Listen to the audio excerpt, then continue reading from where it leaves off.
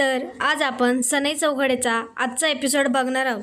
तर आपण काल बघितल्याप्रमाणे परवांच्या घरी अधिक मासाचं वाण घेण्याचा कार्यक्रम असतो आणि त्यासाठी सगळेजण कार्यक्रमासाठी उपस्थित असणार आणि त्याचबरोबर प्रमाणे सवासणींचं पूजन हे सुद्धा ठेवलेलं असतं, म्हणजेच सवासण्या ठेवलेल्या असतात.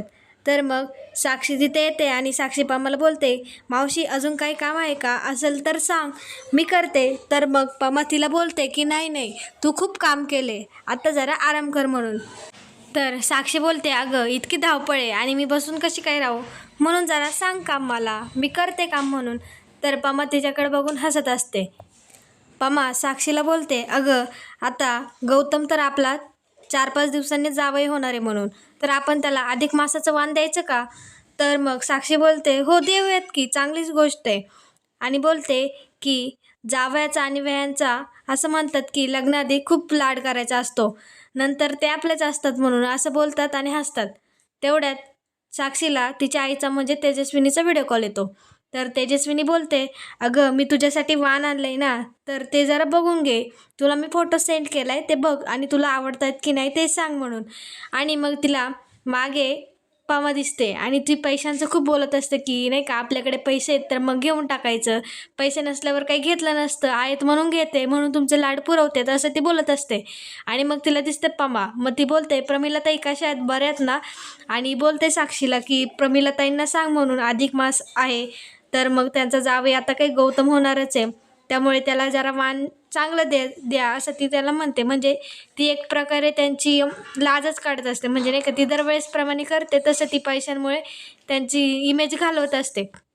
मग ती फोन ठेवते. मग साक्षीला जरा तिचं वाईट वाटतं नाही काय, आपली आईशी बोलते, मावशीला जरा वाईट वाटेल म्हणून मग ती बोलते की आई मी ठेवते फोन आता, आणि साक्षी कॉल ठेवते.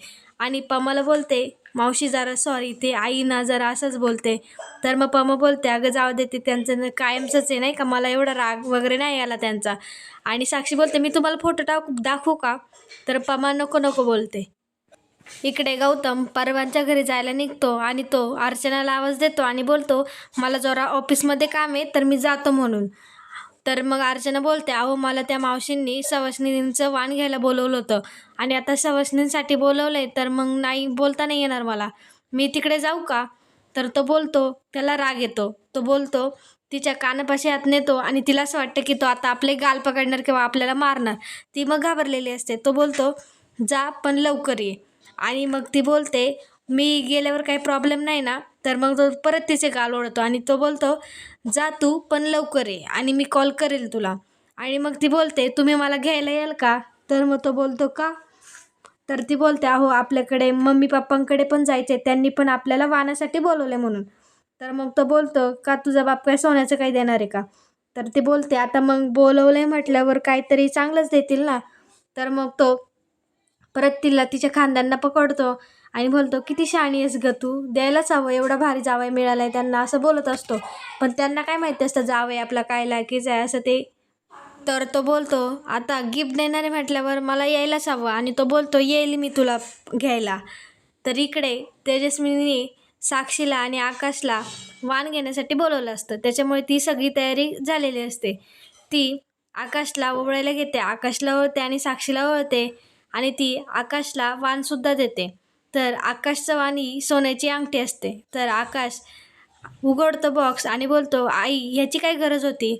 तर मग तेजस्विनी बोलते, आता तो जावयाचा मान असतो आणि आपली संस्कृतीच तशी, परंपरा जपायला हवी की नाही, आणि तुम्हाला नाही करणार मग कोणाला करणार, इतकं सगळे आपल्याकडे तर मग करणारच ना. तर तो आकाश साक्षीकडे बघतो आणि बोलतो की म्हणजे त्याला असं बोलायचं असं की हे नको. तर मग साक्षी पण बोलते, अरे घे जाऊ दे, तर आज तुझा मान आहे वगैरे असं नाही का. तर मग घेतो आणि मग तो तेजस्विनीच्या आईच्या आणि तेजस्विनीच्या पाया पडतो. मग तेजस्विनी बिंदूला बोलते की ताट वाढायला घ्यायला सांग म्हणून. तर मग साक्षी बोलते, अगं जेवायचं आहे का, तू मला बोलली नाही जेवायचं आहे म्हणून. तर मग तेजस्विनी बोलते, आता तूच बोलली नाही ह्या टाईमला येणार आहे, मग तुम्हाला बिना जेवणाचं मी कसं काय पाठवेल म्हणून. तर मग साक्षी बोलते, अगं आम्हाला पमा मावशीकडे जायचं आहे म्हणून, तिथे खूप गडबड आहे आणि त्यांनी सवासणींसाठी पूजन पण ठेवले म्हणून, तर मला जायला हवं. तर मग तेजस्विनी बोलते, अगं इकडे थोडं खा आणि तिकडे थोडं खा ना. तर मग ती बोलते, नाही नको, आता जरा काम आहे ना, कार्यक्रम आहे ना, म्हणून मला जायला हवं.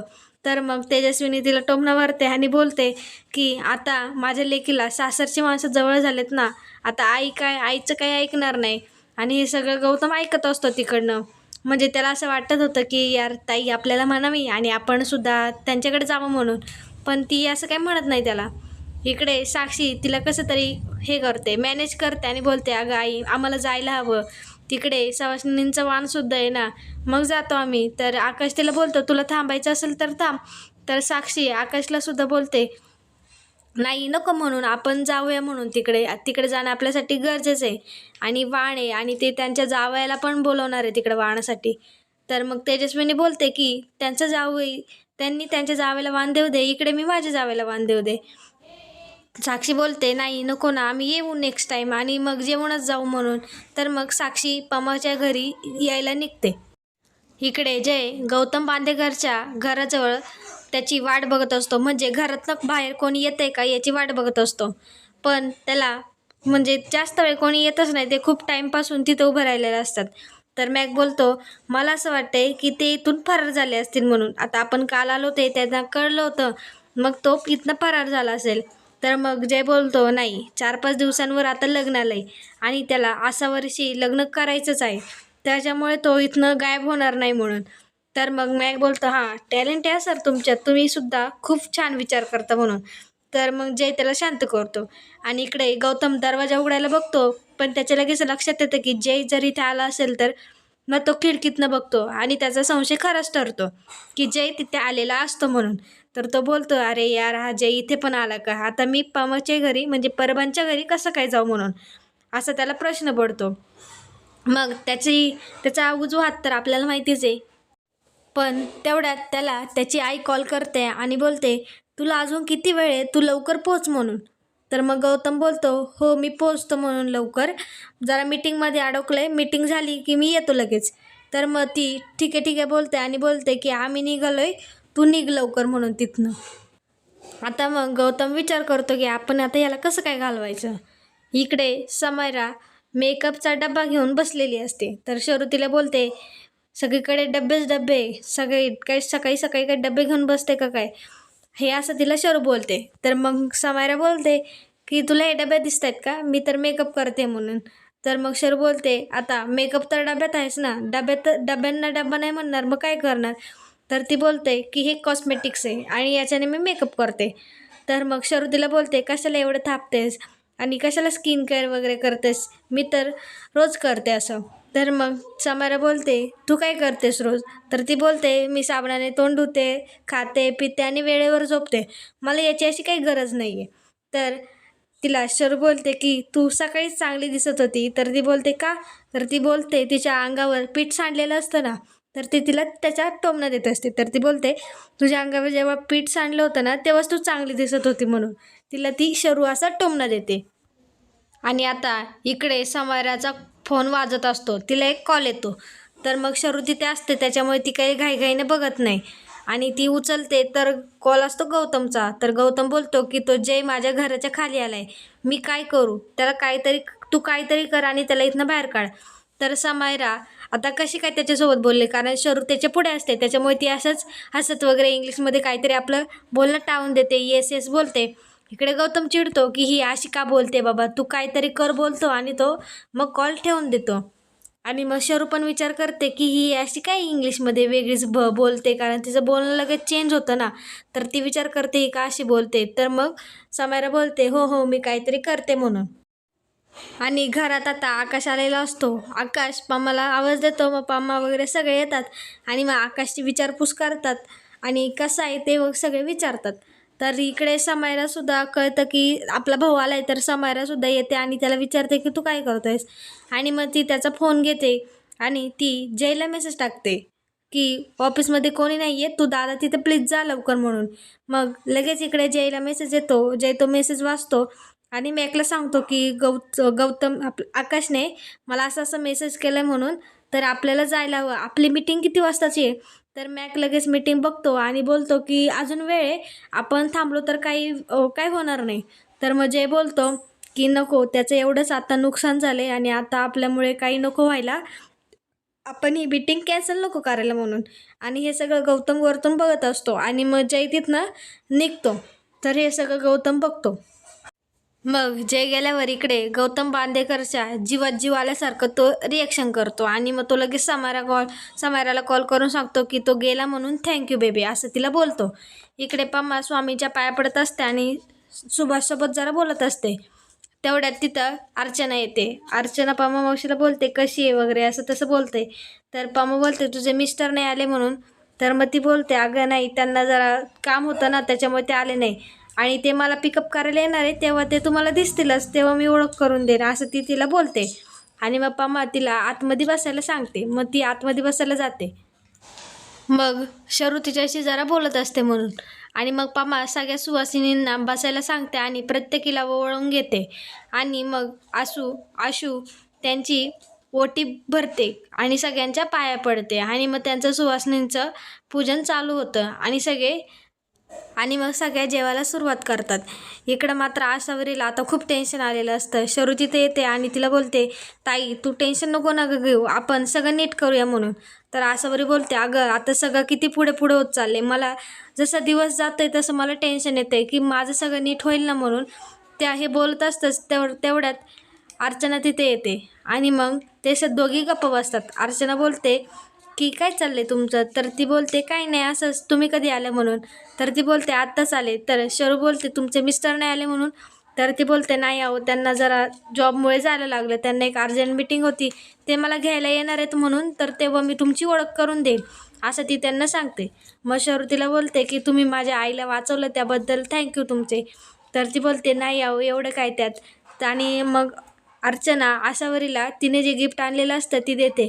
तर आशू बोलते याची काय गरज होती. तर ती बोलते अगं आम्ही दुबईला जाणार आहे ना तर त्याच्यामुळे मला लग्नाला यायला जमेल नाही जमेल मला नाही माहिती म्हणून म्हटलं की आत्ताच द्यावं म्हणून.